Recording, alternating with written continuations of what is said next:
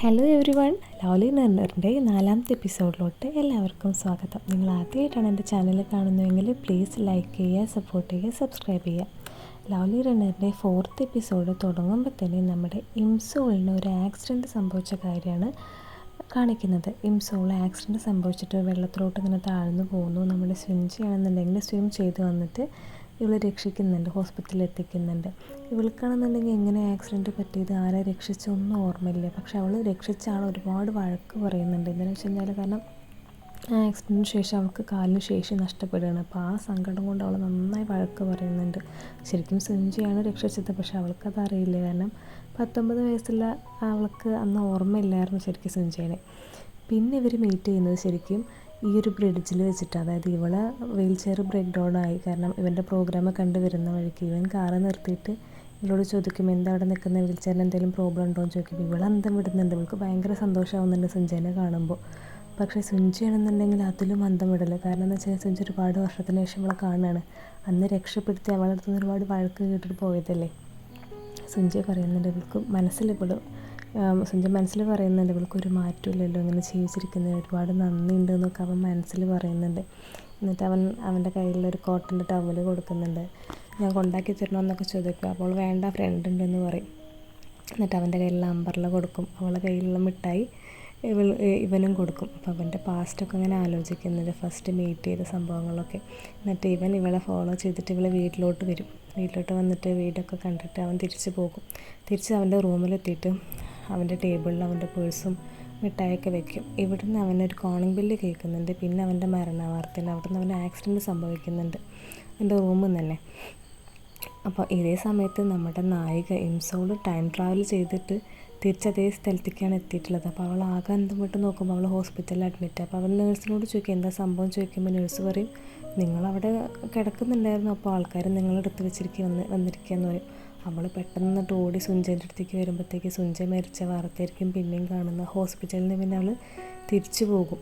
അപ്പോൾ സുഞ്ചേൻ്റെ ഫ്രണ്ട് ഇത് കാണുന്നുണ്ട്, ഇവൾ വന്ന കാര്യം. പിന്നെ ഹോസ്പിറ്റലിൽ നിന്ന് ഡിറ്റക്റ്റീവ്സ് ചോദിക്കുന്നുണ്ട്, നിങ്ങൾ സുഞ്ചേനെ അറിയില്ലേ, സുഞ്ചേൻ്റെ പേഴ്സിൽ നിന്ന് കിട്ടിയതാണ് ഈ ഫോട്ടോ, നിങ്ങളാണോ ലാസ്റ്റായിട്ട് അവനെ കണ്ടത്? അപ്പോൾ അവനങ്ങനെ ഡിപ്രഷനിലെ പോലെ എന്തെങ്കിലും തോന്നിയിട്ടുണ്ടായിരുന്നു എന്നൊക്കെ പറയുമ്പോൾ അവൾക്ക് ആകെ സങ്കടമായിരിക്കും. കാരണം അവളാണ് ശരിക്കും ലാസ്റ്റ് കണ്ടത്. എന്നിട്ട് അവൾ മുൻ ടൈം ട്രാവൽ ചെയ്ത് പോയ പ്ലേസിൻ്റെ അങ്ങോട്ട് പോകും. പക്ഷെ അവൾക്ക് തിരിച്ച് പോകാൻ പറ്റില്ല കേട്ടോ, വാച്ചാമർത്തിയാലും പോകാൻ പറ്റില്ല. പിന്നെ അവൾ വീട്ടിൽ വന്നിട്ട് ന്യൂസൊക്കെ കണ്ടിട്ട് ഇങ്ങനെ ഓരോരോ അവൻ്റെ മെമ്മറീസും കാര്യങ്ങളൊക്കെ എടുത്ത് നോക്കുമ്പോൾ അവൾക്ക് ശരിക്കും ഭയങ്കര സങ്കടമായിരിക്കും. കാരണം അവൾ അന്ന് കുഞ്ഞുനാളിലെടുത്ത ഫോട്ടോ അവൻ്റെ കയ്യിൽ ഇപ്പോഴും ഉണ്ടായിരിക്കും. ഇതൊക്കെ ഇങ്ങനെ ആലോചിച്ചാൽ ഭയങ്കര സങ്കടമാകുമ്പോഴായിരിക്കും സുഞ്ചേൻ്റെ ഫ്രണ്ട് വിളിച്ചിട്ട് ഇങ്ങനെ പറയുക, സുഞ്ചയ്ക്ക് നിൻ്റെ അടുത്ത് ശരിക്കും നല്ല സോറി ഉണ്ട്, കാരണം എന്താണെന്ന് പറയാൻ പറ്റില്ല. കാരണം അപ്പോഴത്തേക്കും ഫോണ് കട്ടാവും, അവൾക്ക് തിരിച്ച് വിളിച്ചിട്ട് കിട്ടൂല. പിന്നെ 12 മണിയായപ്പോൾ അവൻ്റെ സുഞ്ചേൻ്റെ വാച്ചാണല്ലോ ഇപ്പോൾ അവളുടെ കയ്യിലുള്ളത്. കാരണം അവൾ പൈസ കൊടുത്ത് മേടിച്ചതാണല്ലോ ഫാനിൻ്റെ വാച്ച് എന്നൊക്കെ പറഞ്ഞിട്ട്.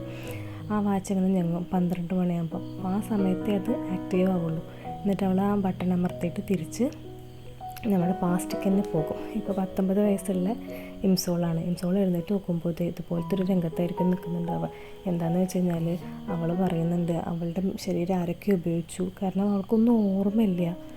കാരണം ഈ ഒരു ടൈം ട്രാവലിൻ്റെ ഒരു കാര്യമാണ് അവിടെ. അപ്പം ഇതൊക്കെ അപ്പോൾ എനിക്ക് ഇങ്ങനത്തെ ഒരു മന്ത്രവാദം ചെയ്യണം എന്നൊക്കെ പറഞ്ഞിട്ട് വീട്ടുകാർ ഇങ്ങനെ ചെറിയൊരു സെറ്റപ്പ് നടത്തിയിട്ട് അങ്ങനെ ചെയ്യാണ്. അതിൻ്റെ ഇടയ്ക്ക് ഇവൾക്ക് ഓർമ്മയൊക്കെ വരും. എന്നിട്ട് എനിക്കിപ്പോൾ കുഴപ്പമൊന്നുമില്ല എന്ന് പറയും. ആ ടൈമിൽ സുഞ്ചേനെ കാണുമ്പോൾ സുഞ്ചേൻ്റെ അടുത്തേക്ക് ഇറങ്ങി ഓടും, സുഞ്ചേന്ന് വിളിക്കട്ടോ. പക്ഷെ അപ്പോഴാണ് അവൾക്ക് ഓർമ്മ വരിക 19 വയസ്സുള്ള അവൾ ചെറുപ്പത്തിൽ ചെറിയ കുട്ടിയുള്ള അവൾ സുഞ്ചേനെ അങ്ങനെ പറയുന്നുണ്ട്. ഒരുപാട് വഴക്കൊക്കെ പറയുന്നത്, എനിക്ക് ബോയ് ഫ്രണ്ടൊക്കെ ഉണ്ട്, എൻ്റെ പിന്നാലെ അങ്ങനെ നടക്കുകയൊന്നും ചെയ്യില്ല എന്നൊക്കെ പറഞ്ഞിട്ട്. പാവം സുഞ്ചയ്ക്ക് അറിയില്ലല്ലോ ഇപ്പോൾ അവൾ ഇപ്പോൾ 2023 വന്നതാണോ അതോ 19 വയസ്സുള്ളതാണോ എന്നൊക്കെ. എന്നിട്ട് ഇംസോൾ ഇതൊക്കെ ആലോചിച്ചിട്ട് ഭയങ്കര സങ്കടമാവും. കാരണം എന്ന് വെച്ച് കഴിഞ്ഞാൽ ഇങ്ങനെ പൊട്ടത്തരങ്ങളൊക്കെ കാട്ടി വെച്ചിട്ട്. പിന്നെ പിറ്റേ ദിവസം നമ്മുടെ സുഞ്ചേൻ്റെ അടുത്തേക്ക് ഇവളിങ്ങനെ ഓരോ ബുക്കും കൊണ്ടുപോകും. ഈ ബുക്ക് നല്ലതാണ്, നല്ല മോട്ടിവേറ്റ് ആയിട്ടുള്ള ബുക്കാണ്, പിന്നെ മോട്ടിവേറ്റ് ചെയ്യാൻ വേണ്ടിയിട്ടാണെന്നൊക്കെ പറഞ്ഞിട്ട് കൈവേനയൊക്കെ ഉണ്ടെങ്കിൽ ഇതൊക്കെ ചെയ്താൽ മതി എന്നൊക്കെ ഇങ്ങനെ പറഞ്ഞിട്ട് ഓരോ ഇൻസ്ട്രുമെൻ്റൊക്കെ കൊടുക്കുന്നുണ്ട്. അപ്പോൾ അവൻ വഴക്ക് പറയുന്നുണ്ട്, നിനക്കിത് എന്തിൻ്റെ ഏടാ, നീ തോന്നുന്ന സ്വഭാവമാണല്ലോ കാണിക്കുന്നത് എന്നൊക്കെ പറയും. അവനും ശരിക്കും നല്ല ചടപ്പിട്ട് അന്ന് സ്വിമ്മിങ് പൂളിലേക്ക് യൂസ് ചെയ്ത് പിറ്റേ ദിവസം നമ്മുടെ സെക്കൻഡ് ലീഡിനെ ഇഷ്ടമെന്ന് പറഞ്ഞ് പോയതല്ലേ. അപ്പോൾ അതൊക്കെ ആലോചിക്കുമ്പോൾ അവന് ഭയങ്കര സങ്കടമുണ്ട്.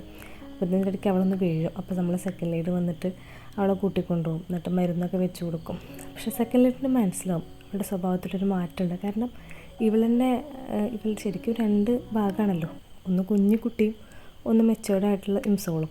അപ്പോൾ ഇവന് മനസ്സിലാവും എന്താ നിനക്ക് 2 പേഴ്സണാലിറ്റി വല്ലതും ഉണ്ടോ എന്നൊക്കെ ഇവൻ ചോദിക്കുന്നുണ്ട്. ഇവളാണെന്നുണ്ടെങ്കിൽ ആ സമയം കൊണ്ട് ഇവനയച്ച മെസ്സേജ് നമ്മുടെ സെക്കൻഡ് ലീഡാണല്ലോ ഇപ്പോൾ നോർമലി ഇപ്പോൾ ബോയ് ഫ്രണ്ടായിട്ടുള്ളത്. മെസ്സേജൊക്കെ നോക്കുമ്പോൾ ഇവൾക്കെന്നെ നാണം വരും, കാരണം ആ ചെറുപ്പത്തിൽ എന്തൊക്കെയാണ് മെസ്സേജ് അതിന് ഈ സെക്കൻഡ് ലീഡൊക്കെ അയച്ചിട്ടുള്ളതെന്ന്. ഓക്കെ, അപ്പോൾ നമ്മൾ സെയിം ടൈമിലാണെങ്കിൽ നമ്മൾ ചിക്കൻ കറിയൊക്കെ കൊണ്ടു കൊടുത്തില്ലേ, ആ പ്ലേറ്റൊക്കെ അമ്മയ്ക്ക് കൊണ്ടു കൊടുക്കുന്നുണ്ട് സുഞ്ചേൻ്റെ അച്ഛൻ, ഇംസോളിൻ്റെ അമ്മയ്ക്ക്. നമ്മളെ ഇംസോളിൻ്റെ ബ്രദറാണെന്നുണ്ടെങ്കിൽ ഇങ്ങനെ ഓരോരോ ഫിലിം ഓഡീഷനൊക്കെ പോയിട്ട് അവിടെ നിന്നൊക്കെ പല്ലാതെ നാണം കെട്ട് പോരുന്നുണ്ട്. എന്നിട്ട് ഇംസോളിൻ്റെ ഫ്രണ്ടിൻ്റെ അടുത്ത് പറയുന്നുണ്ട്, എനിക്ക് എൻ്റെ പല്ല് മര്യാദയ്ക്ക് തന്നു.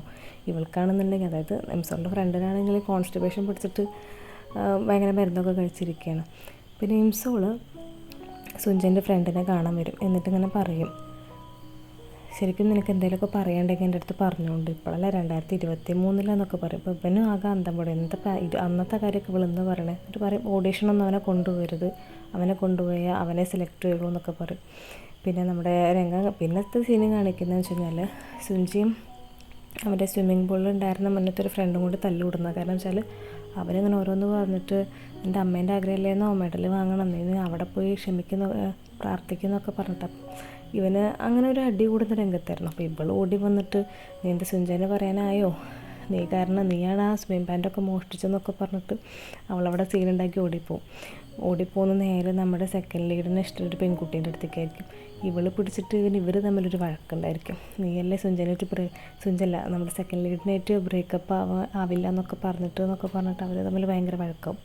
ഈ വഴക്ക് ശരിക്കും കാണുന്നത് നമ്മളൊരു പ്രൊഡ്യൂസറാണ്, അതായത് ഇവരെ പ്രോഗ്രാമിൻ്റെ പ്രൊഡ്യൂസർ. അപ്പോൾ മൂപ്പരെ ഫോളോ ചെയ്ത് വരുമ്പോൾ മൂപ്പരാണെന്നുണ്ടെങ്കിൽ മൂപ്പരെ നെയിം കാർഡ് സുഞ്ചൻ്റെ ഫ്രണ്ടിനും കൊടുക്കും. സുഞ്ച അത് പോക്കറ്റിലിടുന്ന രംഗവും കാണിക്കുന്നുണ്ട് അതിൽ.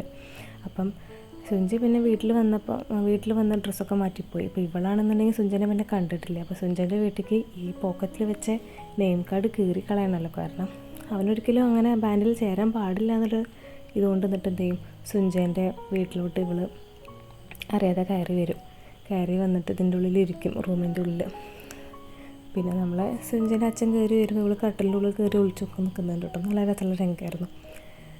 പിന്നെ അപ്പോൾ നമ്മളെ സുഞ്ചി ഓരോരോ കാര്യങ്ങളൊക്കെ ആലോചിച്ച് ഇവളെ കാര്യം, അതുപോലെ തന്നെ ഇവനെ കിട്ടിയ അവാർഡിൻ്റെ കാര്യമൊക്കെ അങ്ങനെ ആലോചിച്ച് വീട്ടിലെത്തി അവൾ ജോഗിങ് കഴിഞ്ഞ് എത്തിയപ്പോൾ വീട്ടിലവൻ ഡ്രസ്സൊക്കെ മാറി ഇങ്ങനെ റൂമിൽ കയറിയുമ്പോഴായിരിക്കും ഇവൾ നിലത്തെടുക്കുന്നത്. അപ്പോൾ അവൻ വിചാരിക്കും, ഇങ്ങനെ സ്ട്രെസ്സൊക്കെ കൂടിയിട്ട് ചൂടുകൊണ്ടാണോ അറിയില്ല, ഇങ്ങനത്തെ ഓരോരോ കാണാത്ത കാഴ്ചകൾ വരെ ഞാൻ കാണുന്നുണ്ടല്ലോ എന്നൊക്കെ പറഞ്ഞിട്ട് ഇരിക്കുമ്പോൾ ശരിക്കും ഇവളായിരിക്കും ഉണ്ടാവുക. ഇവനാകെ ഷോക്കാവും, കാരണം പെട്ടെന്ന് വന്നപ്പോൾ ഇവൻ്റെ റൂമിൽ കിടക്കുന്നു. അപ്പോൾ എന്താണെന്ന് വിചാരിക്കും. പിന്നെ അവളെ നല്ല രസമുള്ളൊരു സംഭവം ഉണ്ടായിരുന്നു വെച്ചാൽ, അവളിങ്ങനെ കിടന്നുറങ്ങുക, നല്ല ചൂടുണ്ടാവും, എന്നിട്ട് ഫാനൊക്കെ അടുത്തേക്ക് വെച്ച് കൊടുക്കും. എന്നിട്ടിങ്ങനെ കുറച്ച് നേരമൊക്കെ അവളെ നോക്കി നിൽക്കും. കാരണം സുഞ്ചയ്ക്ക് അത്ര ഇഷ്ടമാണ് അവളെ. നമുക്ക് ആ ചിരി തന്നെ നമുക്ക് മനസ്സിലാവും, ഭയങ്കര കാര്യമാണ്, ക്യൂട്ടായിട്ട് ഓരോ കുഞ്ഞു കാര്യങ്ങളിങ്ങനെ ഇംസോളിനെ വെച്ചിട്ട് ചെയ്യുന്നതൊക്കെ കാണുമ്പോൾ. എന്നിട്ട് പിന്നെ വല്ലാണ്ട് നമുക്ക് നിൽക്കാൻ പറ്റില്ലല്ലോ, ഒരു കൊതുക് വന്നപ്പോൾ ഇതുപോലെ അങ്ങോട്ട് വീഴാൻ പോകും. എന്നിട്ട് പിന്നെ അവൻ നെയ്പ്പിക്കും കേട്ടോ, എന്താ കാര്യം എന്നൊക്കെ ചോദിക്കും. അപ്പോൾ ഇതിൻ്റെ ഇടയിൽ നമ്മളെ സെക്കൻഡ് ലീഡാണെന്നുണ്ടെങ്കിൽ ഇംസോളിൻ്റെ വിളിയും കാത്തു നിൽക്കുകയാണ് ഓരോന്ന് പറഞ്ഞിട്ട്. എന്നിട്ട് പിന്നെ നമ്മുടെ നമ്മുടെ സുഞ്ചെ ഇങ്ങനെ ക്വസ്റ്റ്യൻ ചെയ്യും, എന്താ നീ എങ്ങനെ ഇവിടെ എത്തിയെന്നൊക്കെ പറയും. അപ്പോൾ അവൾ പറയും, ഞാൻ വെച്ചിട്ട് പോകാമെന്നായിരുന്നു, ബുക്ക് കൊണ്ടുവരാൻ വന്നത്, പക്ഷേ ബുക്ക് എൻ്റെ തലയിൽ വീണിട്ട് ബോധം പോയെന്ന് പറയും. എന്നിട്ട് അവൻ പറയും, ഇതൊക്കെ ഞാൻ വിശ്വസിക്കണമല്ലേ, ആയിക്കോട്ടെ എന്നൊക്കെ പറയും. എന്നിട്ട് പിന്നെ അവൾ ഉപദേശിക്കുന്നുണ്ട്, എന്തെങ്കിലും പ്രശ്നം ഉണ്ടെങ്കിൽ ഒന്നും ഇതാക്കരുത് എന്നൊക്കെ പറയും. അപ്പോൾ അവൻ പറയും, നിനക്ക് ശരിക്കും അവൻ ആ സ്വിമ്മിങ് പൂളിൽ നടന്ന കാര്യങ്ങളൊന്നും മറന്നിട്ടില്ല, പക്ഷേ ഇവൾക്കാണെങ്കിൽ അതൊന്നും ഓർമ്മയില്ല, കാരണം ഇവൾ കുടിച്ചിട്ടായിരുന്നല്ലോ. എന്നിട്ട് അവനടുത്ത് ക്ലാരിഫൈ ചെയ്യും, എനിക്കന്ന് നടന്നൊന്നും ഓർമ്മയില്ല. അപ്പോൾ അവൻ പിന്നെ ഒന്നും പറയാൻ പോയില്ല, കാരണം പിന്നെ പറഞ്ഞിട്ട് കാര്യമില്ലല്ലോ.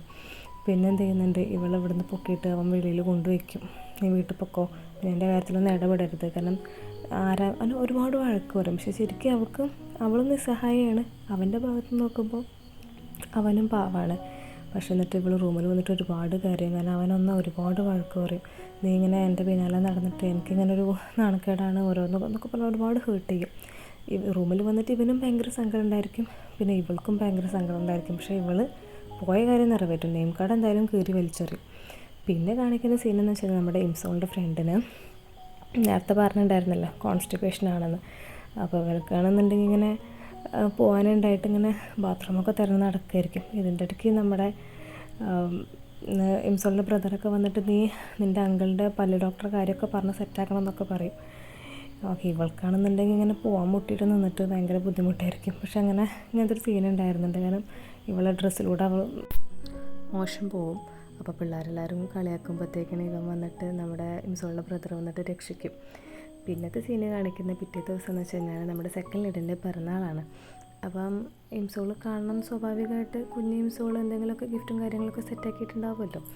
അപ്പം ഇവരിങ്ങനെ സംസാരിച്ചുകൊണ്ടിരിക്കുകയാണ്. ഇംസോൾ വന്നിട്ട് നീ എന്താണ് ഇങ്ങനെ എന്നൊക്കെ പറഞ്ഞിട്ട്, അപ്പോൾ പറയും എൻ്റെ പിറന്നാളാണ്, നിനക്ക് ഓർമ്മയില്ലേ എന്നൊക്കെ പറയും കേട്ടോ.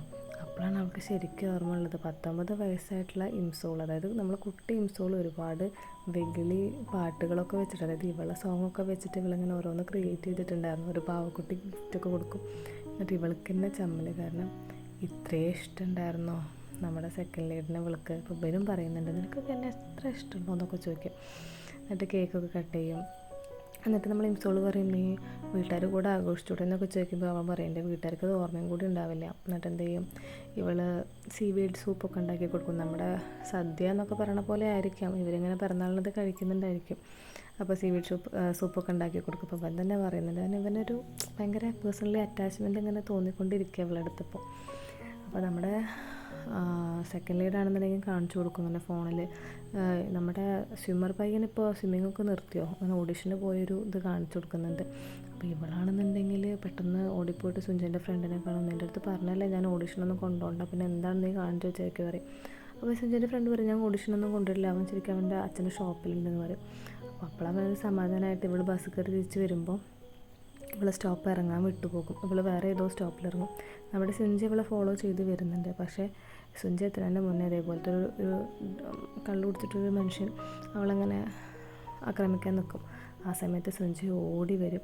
സുഞ്ചി ഓടി വരുമ്പോഴത്തേക്കിന് ഇവർ തമ്മിലുണ്ടാവുന്നൊരു അടിയിൽ ഇവന് താഴെ നിലത്തേക്ക് വെള്ളത്തിലോട്ട് വീഴുമ്പോൾ ഇവൻ രക്ഷിക്കാനൊപ്പം ചാടുന്നുണ്ട്. അപ്പോഴാണ് ഇവൾക്ക് ശരിക്കും ഓർമ്മ വരുന്നത് അന്ന് സ്കൂൾ കാലഘട്ടത്തിൽ ഉണ്ടായ ആക്സിഡൻറ്റിനെ പറ്റിയിട്ട്, അന്ന് ഇവനാണ് രക്ഷിച്ചതെന്നൊക്കെ പറഞ്ഞിട്ട്.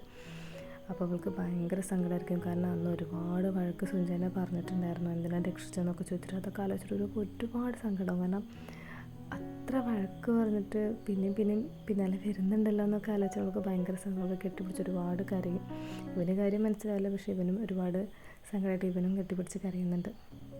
പിന്നെ നമ്മളൊരു സീന് കാണിക്കുന്നതെന്ന് വെച്ച് കഴിഞ്ഞാൽ നമ്മൾ ഫസ്റ്റ് എപ്പിസോഡിൽ ഇവർ ഫേമസ് ആവുന്നതിൻ്റെ മുന്നേ, അതായത് നമ്മൾ എക്ലിപ്സ് ടീം ഫേമസ് ആവുന്നതിൻ്റെ മുന്നേ ഇവർ ഒരു റേഡിയോ സ്റ്റേഷനിൽ വന്നിട്ട് ഇംസോളിനെ വിളിക്കുന്നൊരു രംഗമൊക്കെ ഉണ്ടായിരുന്നല്ലോ. അവിടെ ശരിക്ക് അങ്ങനെ റാൻഡമായിട്ട് നമ്മുടെ സുഞ്ചയെ വിളിച്ചതല്ല, ശരിക്കും ഇംസോളിനെ വിളിച്ചത് തന്നെയായിരുന്നു ഹോസ്പിറ്റലിലേക്ക്. ആ രംഗം കൂടി അവിടെ കാണിച്ചിട്ടാണ് നമ്മുടെ 4th എപ്പിസോഡ് നിൽക്കുന്നത്. അപ്പോൾ താങ്ക് യു.